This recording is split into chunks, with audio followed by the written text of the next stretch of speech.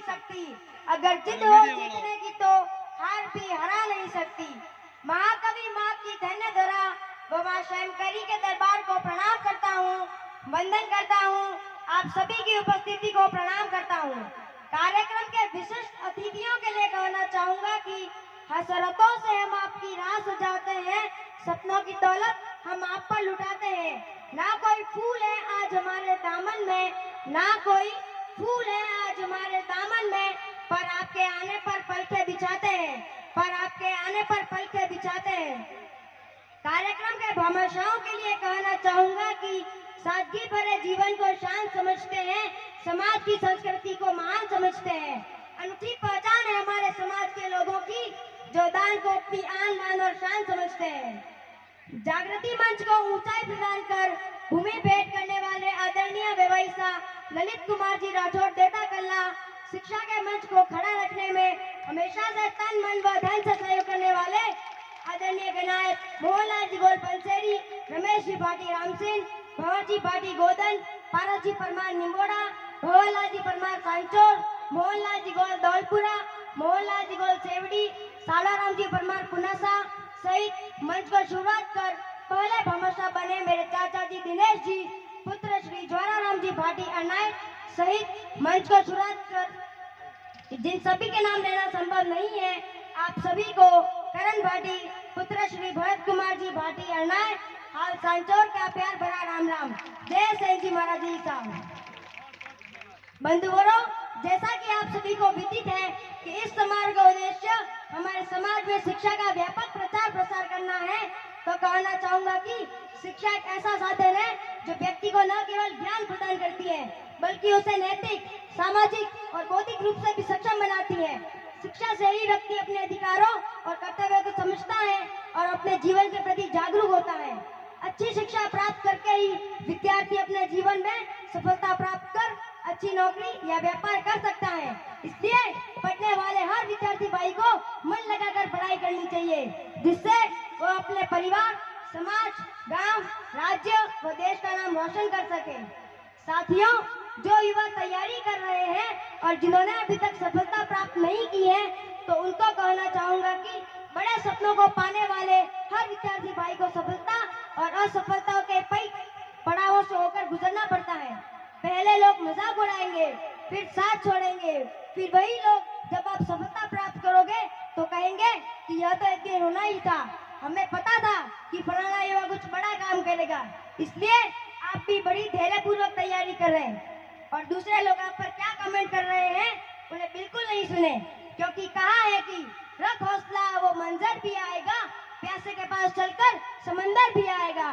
थक कर ना बैठ ए मंजिल के मुसाफिर, थक कर ना बैठ ए मंजिल के मुसाफिर, मंजिल भी मिलेगी और जीने का मजा भी आएगा। साथियों, आज इस परिसर में हम सब एकत्रित हुए हैं, जिसमें बड़ी संख्या युवाओं की है। युवा शब्द का उल्टा होता है वायु, अर्थात वायु यानी हवा के समान जो तेज होता है, उसी का नाम है युवा। जिस दिन से अपने सैन्य समाज का युवा दृढ़ संकल्पित होकर शिक्षा, चिकित्सा, ज्ञान विज्ञान, तकनीकी ज्ञान, साहित्य आदि सभी क्षेत्रों के माध्यम से इस देश की उन्नति के लिए योगदान देगा, जिस दिन से अपने सैन्य समाज का युवा स्वामी विवेकानंद, डॉक्टर एपीजे अब्दुल कलाम और मर्यादा पुरुषोत्तम भगवान श्री राम के आदर्शों को अपना लेगा, जिस दिन से अपने सैन्य समाज का युवा आपकी, आपकी, आपकी, मेरी और हम सब की आवाज को बात, बात को विचार, विचार को योजना और योजना को सफलतापूर्वक धरातल पर क्रियान्वित करने का दृढ़ संकल्प निश्चय कर लेगा, जिस दिन से अपने सैन्य समाज का युवा लगन व कर्तव्य निष्ठा के भाव को अपनी दिल की गहराइयों से अपना लेगा, उसी दिन से अपने समाज, गांव, राज्य व देश का भविष्य संवरने लगेगा।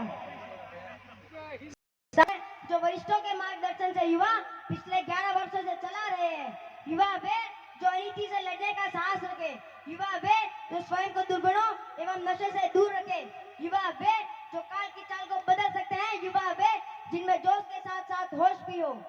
समाज राष्ट्र निर्माण में व सतत भविष्य की परिकल्पना में युवा वर्ग को इसलिए देखा जाता है कि पूरे समाज में युवा वर्ग ही एक ऐसा वर्ग है जिसके भीतर शक्ति, बल, अभिनव सोच, मानसिक कौशल एकमात्र अनूठा संगम होता है।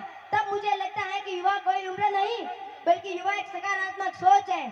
वो सोच जो हिम्मत वाला हाथी की तरह निर्गुंज, उन्हें प्रभात की शोभा, संध्या की बेला, चंद्रमा की शीतलता, रेत की तपती दोपहरी और ज्वालामुखी सी आग होती है युवा। वो आग जो कभी 1.25 लाख से भी ज्यादा स्टार्टअप का निर्माण करके विश्व में भारत को तीसरा सबसे बड़ा स्टार्टअप वो बना देती है। वो आग जो नीरज चोपड़ा के रूप में ओलंपिक्स की सरजमीन पर हमारे देश के, वो आग जो कभी गूगल, माइक्रोसॉफ्ट, यूट्यूब ऐसे कई सारे एमएनसीज के हेडक्वार्टर में बैठकर हमारे देश का ज्ञान बताती है। वो आग जो स्वामी विवेकानंद जी के शिकागो के व्यक्तित्व से पूरे विश्व को बताती है कि युवा का नेतृत्व व ज्ञान क्या है। बंधुओं, कि आज का युवा भगत सिंह की तरह फांसी के फंदे पर ही चढ़े, चांद और मंगल पर भी चढ़ सकता है।